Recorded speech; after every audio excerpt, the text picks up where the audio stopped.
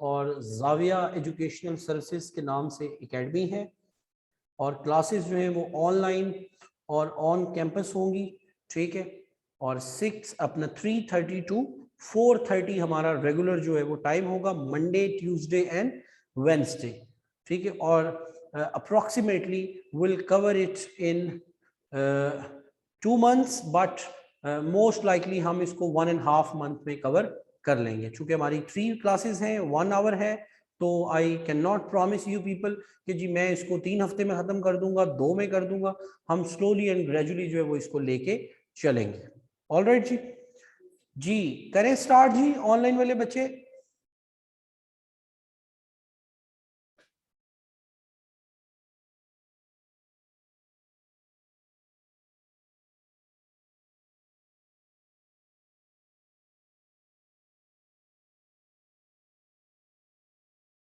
अच्छा अच्छा जी, अब जो पहला सवाल है उसको मैंने उस दिन 23 को जो हमारा ओरिएंटेशन लेक्चर था उसमें भी कवर करने की कोशिश की कि पॉलिटिकल साइंस पेपर 2 में और कॉन्स्टिट्यूशनल लॉ में हमारा डिफरेंस क्या है।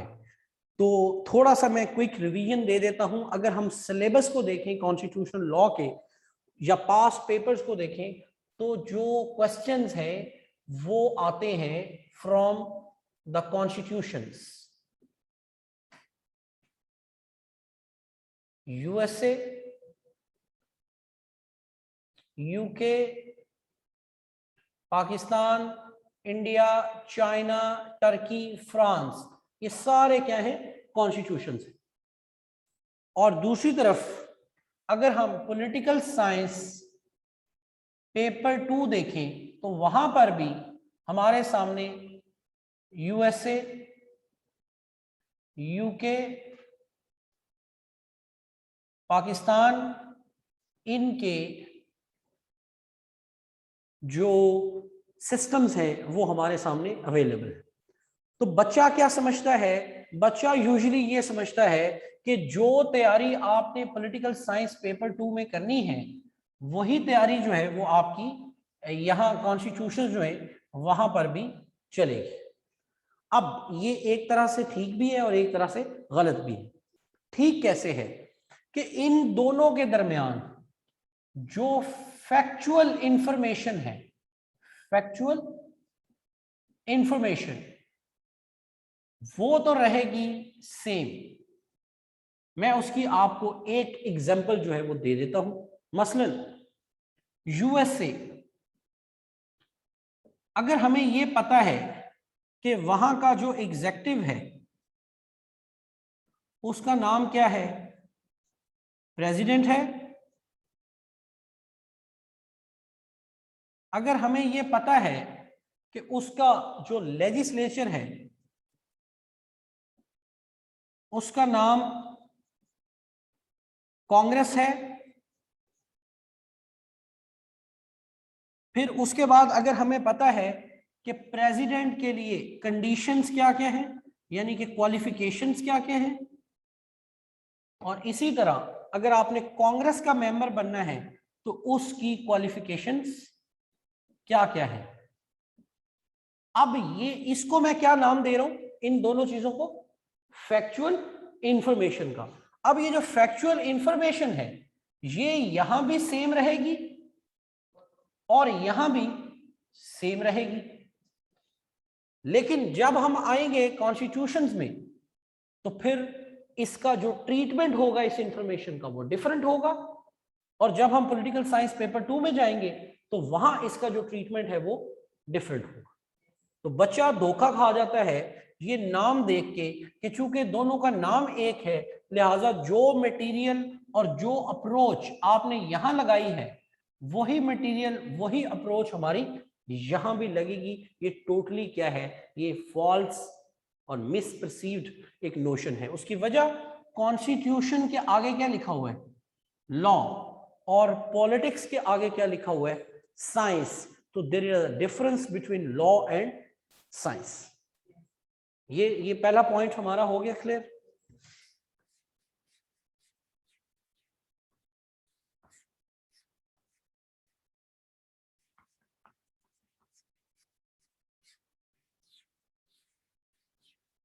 जी, अगर हम कॉन्स्टिट्यूशनल लॉ के सिलेबस को गौर से देखें तो कॉन्स्टिट्यूशनल लॉ का सिलेबस जो है वो सिर्फ सिस्टम्स के ऊपर मुश्तमिल नहीं है, बल्कि उसके अंदर कुछ कॉन्सेप्ट्स हैं।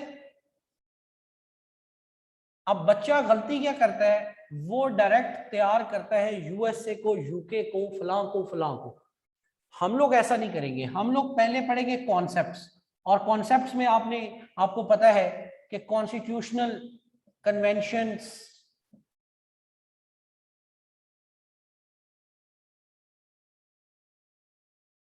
Rule of law, fundamental rights, separation of power, blah blah blah blah blah, separation of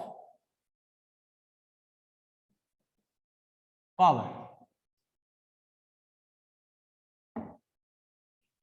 बात समझ आ रही? अच्छा जी, पहले हमने ये पढ़ना है, उसके बाद हमने जो केस लॉज हैं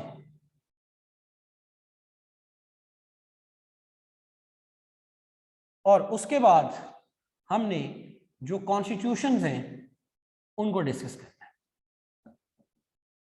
लेकिन कॉन्स्टिट्यूशंस जो है इनकी जो इंफॉर्मेशन साइड है, कौन सी इंफॉर्मेशन साइड, वो हम कल से ही इकट्ठी करना शुरू कर देंगे, because that's only the information. Information हमने कल से ही इकट्ठी करना स्टार्ट कर देंगे हम, लेकिन हमारा जो स्टार्ट होगा वो कहां से होगा, कॉन्सेप्ट से होगा। अब ये हम पहले क्यों कर रहे हैं, इसकी लॉजिक बड़ी जबरदस्त है। लॉजिक ये है कि कॉन्स्टिट्यूशन में सवाल आता है कि UK and rule of law, ये सवाल आया हुआ है पास्ट पेपर में जी, कि यूके का जो सिस्टम है उसमें आप क्या करें, रूल ऑफ लॉ को बयान करें। अब लॉजिक समझिएगा, अगर हम कॉन्सेप्ट्स में पहले किसको पढ़ चुके होंगे, रूल ऑफ लॉ को, और यूके की इंफॉर्मेशन क्या होगी, हमने पहले ही क्या कर रखी होगी, इकट्ठी। तो अब बताएं, यूके और रूल ऑफ लॉ, ये वाला सवाल इजी लग रहा है कि मुश्किल लग रहा है? स्टूडेंट्स क्या करते हैं, स्टूडेंट डायरेक्ट शुरू करते हैं सिस्टम्स को, उसकी वजह से क्या होता है, उनके पास कॉन्सेप्चुअल क्लैरिटी नहीं होती। मसलन एक और सवाल आया हुआ है कि यूके का जो कॉन्स्टिट्यूशन है, यूके का, उसके अंदर कन्वेंशंस का बड़ा रोल है। ऑलराइट, एक बच्चे को पता ही नहीं है कि कॉन्स्टिट्यूशनल कन्वेंशंस होती क्या है, वो कैसे पॉसिबल है कि वो एक अच्छे तरीके से वो ये वाला सवाल जो है उसको क्या कर सके, अटेम्प्ट कर सके। ये पॉसिबल नहीं होता। ठीक है, तो इसी वजह से हम पहले कन्वेंशंस को पढ़ रहे हैं और उसके बाद फिर हम जो है वो इसको उस सिस्टम के अंदर जो है वो दोबारा से हम क्या करेंगे, डिस्कस करेंगे।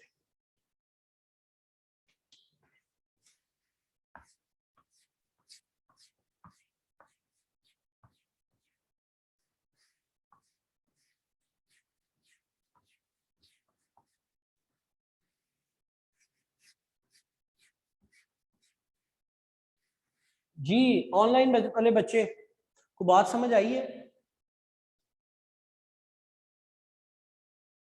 जी, कोई एम्बिग्युइटी तो नहीं रहेगी, क्योंकि ये बहुत जरूरी है कि हमें पहले दिन से क्लैरिटी हो कि हम क्या कर रहे हैं और हमने क्या करना है और किस तरीके से करना है। जी, ऑनलाइन वाले बच्चे कोई बात समझ आई है? चले, वेरी गुड। ठीक है ना, ये जरूरी होता है कि पहले दिन आप you don't jump to the syllabus and start teaching और स्टार्ट वो जो लिसनिंग, इससे पहले बहुत जरूरी होता है कि हमें क्लैरिटी हो कि हम क्या कर रहे हैं और क्या नहीं कर रहे। अब हम पढ़ने जा रहे हैं जी कॉन्स्टिट्यूशनल लॉ, तो हमें एक वर्ड जो है वो पढ़ना है और वो है कॉन्स्टिट्यूशन। जी, कॉन्स्टिट्यूशन क्या होता है? कॉन्स्टिट्यूशन होता है एक एग्रीमेंट, एक एग्रीमेंट। अब जो एग्रीमेंट है ये रोज हम करते हैं। कभी हम मकान खरीदते हैं, कभी हम दुकान खरीदते हैं, कभी हम रेंट आउट करते हैं कुछ, कभी हम कुछ करते हैं, कभी हम कुछ करते हैं। दुकान पे जाते हैं, सामान खरीदते हैं, एकेडमी आते हैं, वहां सिलेबस अपना कोई सब्जेक्ट पढ़ते हैं, जो मर्जी आप कर लें, ठीक है। लेकिन आप इंसानी जिंदगी में आप एग्रीमेंट किए बगैर आप जिंदा नहीं रह सकते। अब एग्रीमेंट की डेफिनेशन क्या है? एग्रीमेंट की डेफिनेशन ये है, या इसके बेसिक हिस्से क्या है? पहली चीज तो इसमें टू और मोर जो पार्टीज हैं वो होंगी।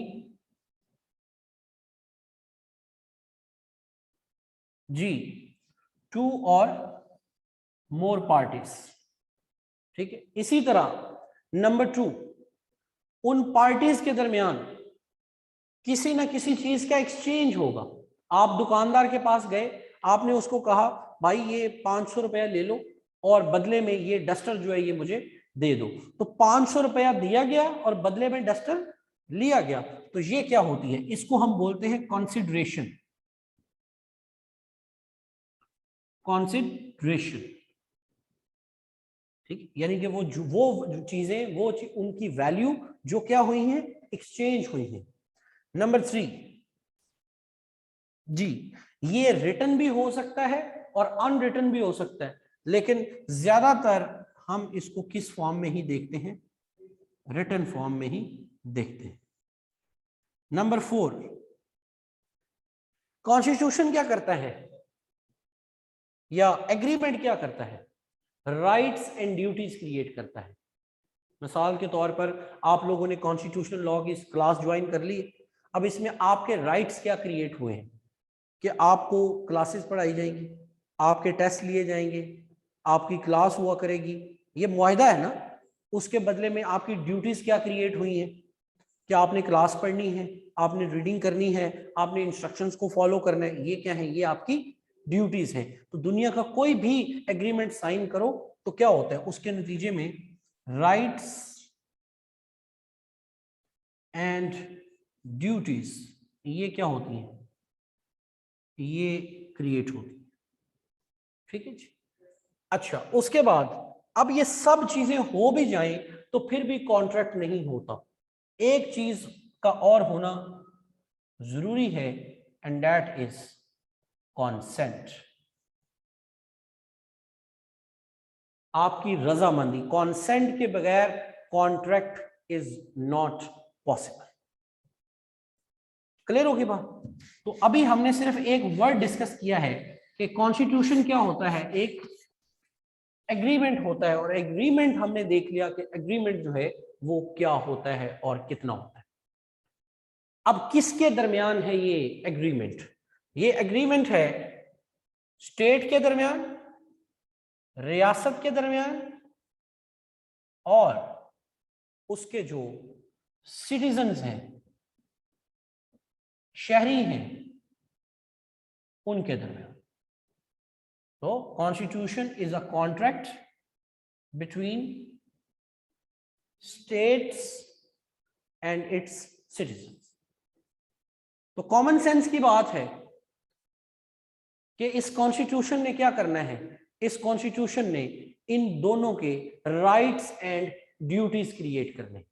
स्टेट कहेगी शहरी को कि भाई मेरे तुम्हारी तरफ ये फला फला क्या है, राइट्स है, ठीक है, और तुम्हारी मेरी तरफ फला फला क्या है, ड्यूटीज है। बिल्कुल ठीक है। उसके बदले में जो शहरी होगा वो क्या कहेगा? वो भी कहेगा कि सर मेरे भी क्या है आपकी तरफ,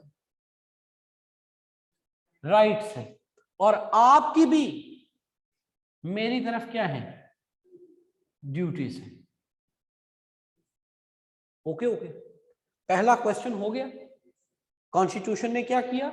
शहरियों और रियासत के दरमियान राइट्स एंड ड्यूटीज क्रिएट कर दी। अगली बात, अगला क्वेश्चन है कि ताकत किसके पास होगी, पावर किसके पास होगी। तो कॉन्स्टिट्यूशन बताएगा रियासत को कि यार एग्जीक्यूटिव की ये पावर होगी, लेजिस्लेचर की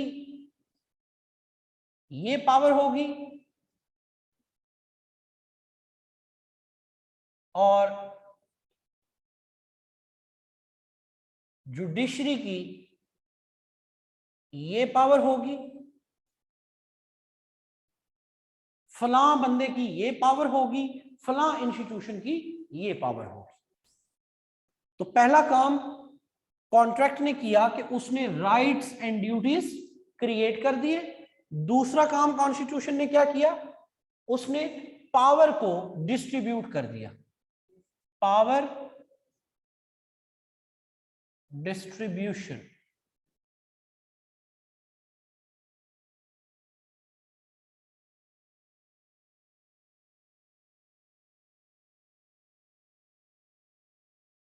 ठीक है, पावर डिस्ट्रीब्यूशन कर दी जी। उसके बाद नेक्स्ट अगला काम क्या होगा, अगला काम ये होगा कि आज के बाद ये जो पूरी की पूरी रियासत होगी, यानी कि जितने भी रियासत के इदारे होंगे और जितने भी उसके शहरी होंगे, इन सब के दरमियान जितने भी मामलात चलाए जाएंगे वो मामलात का सोर्स क्या होगा, कॉन्स्टिट्यूशन होगा।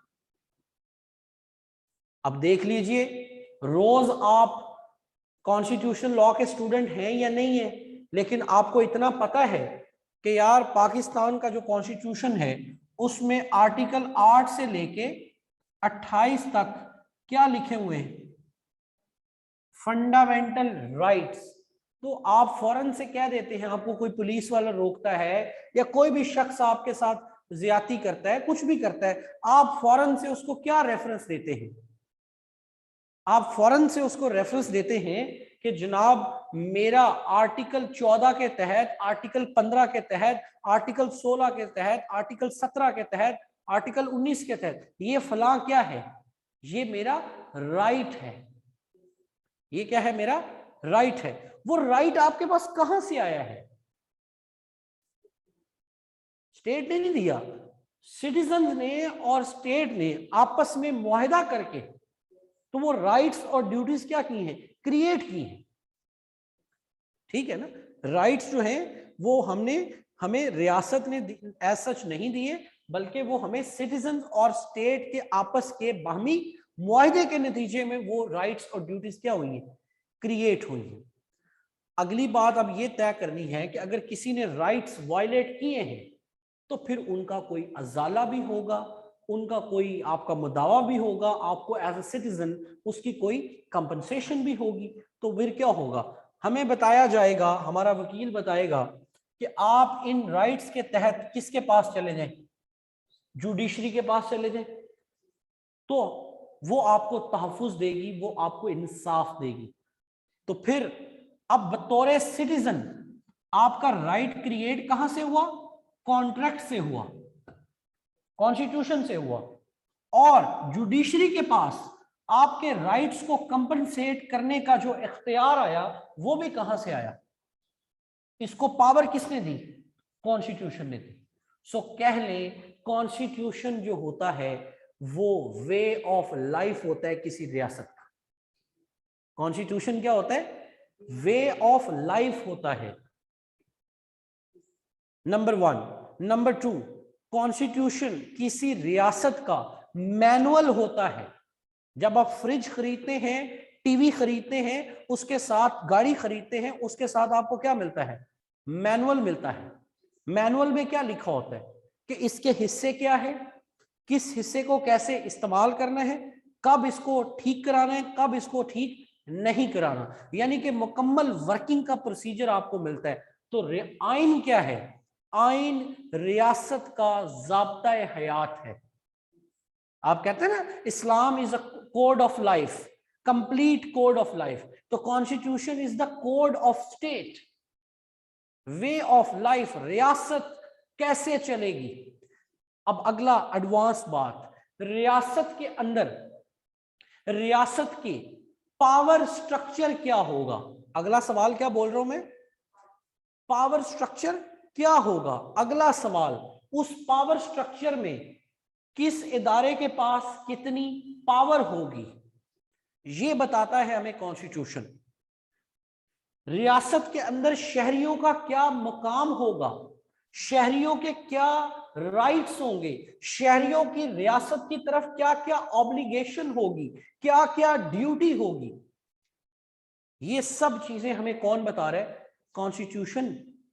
एग्रीमेंट, ज़ाब्ता हयात, ठीक है, मैनुअल, ठीक है, हमारी बाइबल, हमारी बुक, हमारा जिसको देख के हमने अपना कंडक्ट क्या करना होता है, ऑर्गेनाइज करा। एसओपीज, आजकल ये टर्म बड़ी चल रही है, एसओपीज।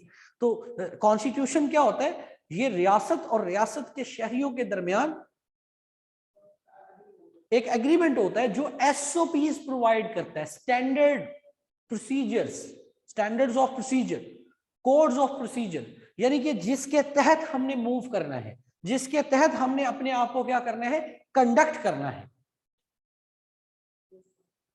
क्लियर होगी बात। ये क्या हो गया, अभी हमने सिर्फ एक वर्ड पढ़ा है, and that is constitution.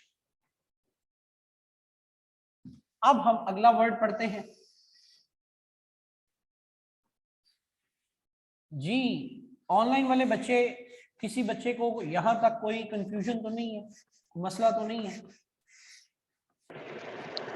No sir, all clear.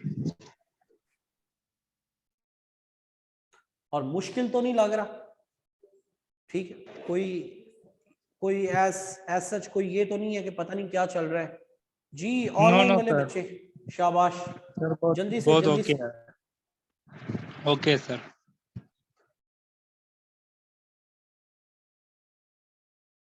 ठीक है, अब आगे आते हैं हम लॉ जी। आगे हम आते हैं, अगला वर्ड पढ़ते हैं लॉ। लॉ क्या है, लॉ एक स्टैंडर्ड है,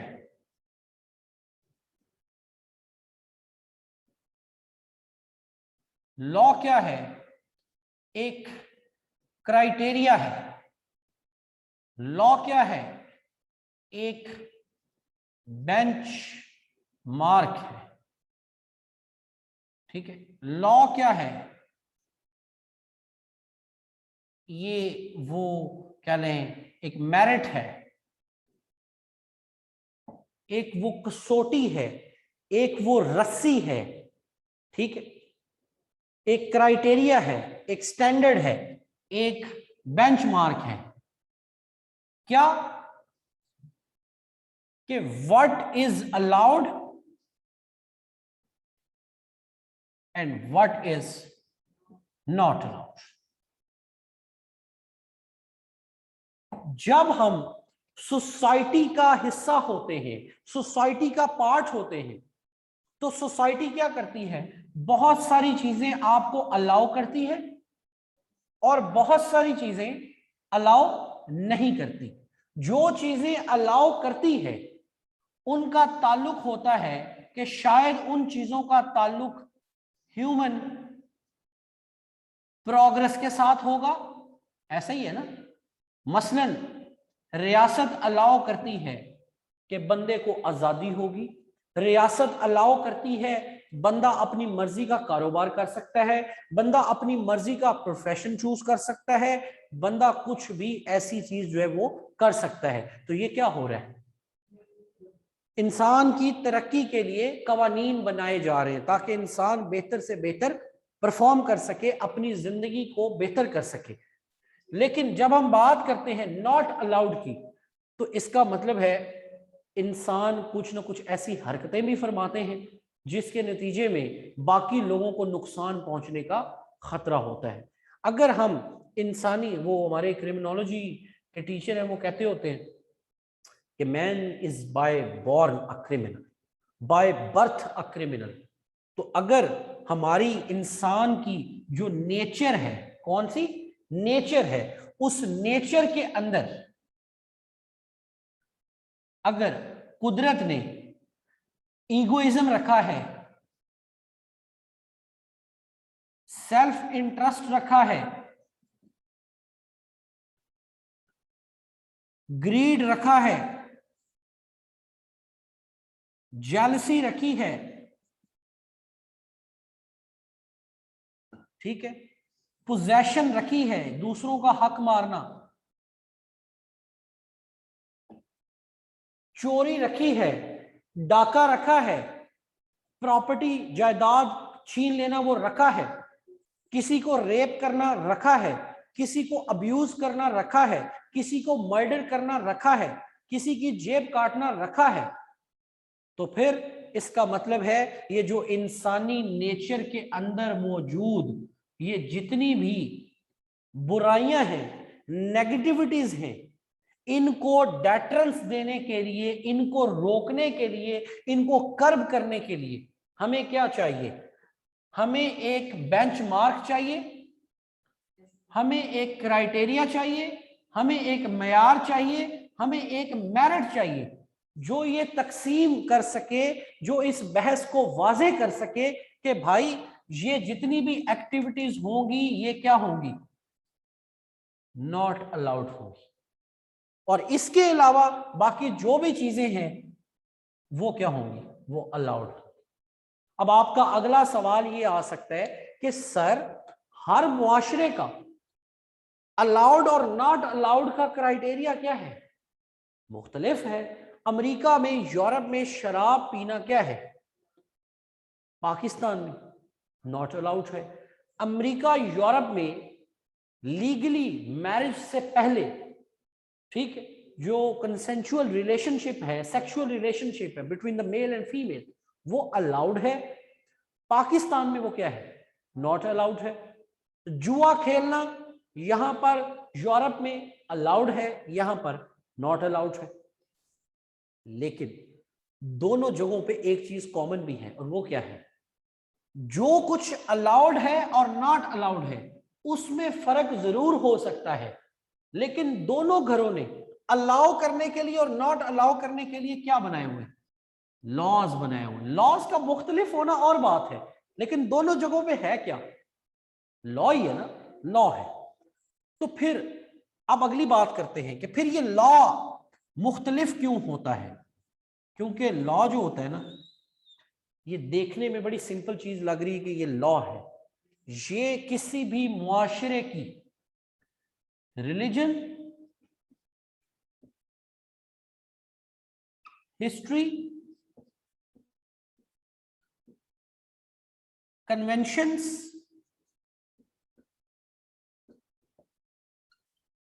कस्टम्स,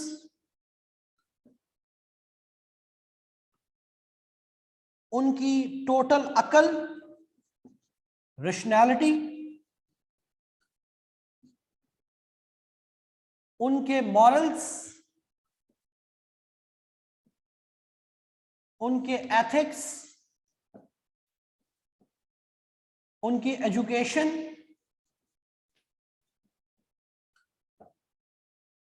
उनके आइडियल्स,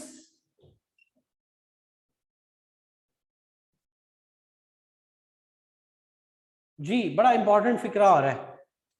कानून क्या होता है? किसी मुआशरे के religion, history, conventions, customs, rationality, education, ethics, morals और आइडियल्स, इन सब की प्रोडक्ट होता है। इन सब की क्या होता है? प्रोडक्ट होता है। That is why we have different laws in UK, in Pakistan, in China,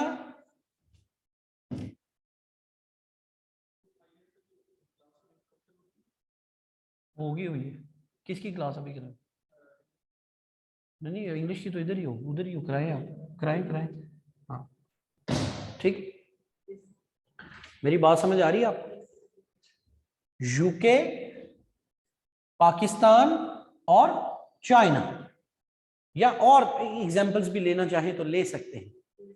इन सब में जो कवानीन है वो मुख्तलिफ हैं, तो इसमें घबराने की कोई बात नहीं है। कवानीन मुख्तलिफ ही होने चाहिए, होते भी मुख्तलिफ है। वजह क्योंकि जो इंसानों के अकायद हैं, इंसानों की जो तारीख है, इंसानों का जो कल्चर है, बल्कि मैं सॉरी टू से, मैं इसमें अभी अगर आप मुझे इजाजत दें तो मैं और बातें भी, ये इंसान के कल्चर, उसकी हैबिट्स, उसकी प्रैक्टिसेस, उसके बिलीफ्स, ये उन सब का निचोड़ होता है, ये उन सब की प्रोडक्ट होता है। एक और सवाल जो आपको परेशान कर सकता है, उसका जवाब भी मेरा ख्याल है मुझे साथ ही क्लियर कर देना चाहिए, और वो ये है कि सर कवानीन तो बदलते रहते हैं वक्त के साथ। एक वक्त था अमेरिका में स्लेवरी लीगल थी, इंसानों की तिजारत करना, इंपोर्ट एक्सपोर्ट करना, it was morally correct, legally correct. लेकिन वक्त के साथ क्या होता, आज वहां स्लेवरी क्या हो चुकी है, बैन हो चुकी है। फिर इसका यह भी मतलब आएगा कि इंसानों की कन्वेंशंस में, कस्टम्स में, अकल में, रहने सहने में, आदात में, एथिक्स में, मोरालिटी में, आइडियल्स में, बिलीफ्स में, प्रैक्टिसेस में भी वक्त के साथ साथ क्या आता है, चेंज आता है। जैसे जैसे वो चेंज आता है, वो चेंज लॉज की सूरत में क्या होता है, ट्रांसलेट हो जाता है, रिफ्लेक्ट हो जाता है। 1920 से पहले अमेरिका में खवातीन का वोट डालना, ये क्या था, ये एक बहुत बड़ा ख्वाब था, एक बहुत बड़ी एक ऐसी हकीकत थी जिसको हम इनकार नहीं कर सकते थे। लेकिन 1920 में 19th अमेंडमेंट के बाद क्या हो, सॉरी 13th अमेंडमेंट के बाद क्या हो गया, खवातीन को राइट टू वोट मिल चुका है। तो किसी कंट्री के जो लॉज होते हैं वो उस कंट्री का, उस खित्ते का, वहां के लोगों का मिजाज होता है। मैं तो ये भी कहूंगा, अगर आप अच्छा समझ पा रहे हैं तो ये लॉ क्या होता है, law is the manifestation of the temperament of the people. ठीक है, उनकी पर्सनैलिटी की रिफ्लेक्शन होती है, उनके इमोशंस की रिफ्लेक्शन होती है, उनके बिलीव्स, मेंटल माइंडसेट की रिफ्लेक्शन होती है।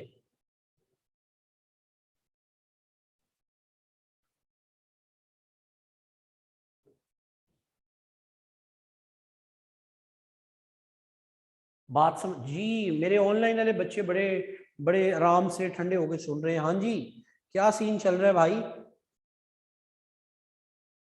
जी, सप्तैन, सईद, रशीद, कासिम, नाइला, वाजिबा, आज तो क्या बात है। राबिया भी बैठी हुई है, फिजा, अरसलान, अनीस, अमारा जी, शाबाश, जल्दी से चलें, मुश्किल तो नहीं लग रहा? चले, वेरी गुड, ठीक है, वेरी गुड, ठीक है। अब आ जाते हैं हम, पहले हमने वर्ड पढ़ा कॉन्स्टिट्यूशन, और अब हम क्या वर्ड पढ़ रहे हैं, लॉ। तो इसका मतलब हो गया दुनिया के अंदर मौजूद जितने भी आइन हैं, उनके जो कानून हैं, उनको हम क्या बोलते हैं, कॉन्स्टिट्यूशनल लॉ। उनको हम क्या बोलते हैं जी, कॉन्स्टिट्यूशनल लॉ। तो constitutional is the study of the laws of the constitution of the world. Constitutional law is the study of the constitutions of the world. Constitutional law is the study of the behaviors, minds, attitudes, perceptions, emotions, conventions, customs, values, moralities of the world. अब चूंकि हमारी syllabus में पूरी दुनिया नहीं है, तो हम सिर्फ USA, UK, China, Turkey, Pakistan, जितने भी कोर्स हमारा है, हम उनको हमने क्या करना है, स्पेसिफाइड जो है वो करना है। ठीक है, तो ये जी आज हमारा पहले एक बेसिक ओपनिंग लेक्चर हो गया। कल हम इसको लेक्चर नंबर 2 जो है, ठीक है, उससे हम आगे क्या करेंगे, स्टार्ट लेंगे। जो बच्चे सी लॉग में रजिस्टर्ड है, ठीक है, वो बेहतरीन हो गया है, और जो बच्चे नहीं हैं वो इस नंबर पे 032457724446 इसके ऊपर जो है वो अपना कांटेक्ट कर ले, ठीक है। ये हमारे एडमिन है, ठीक है, जाविया एजुकेशनल सर्विसेज के नजम साहब, इनसे आप राब्ता कर ले।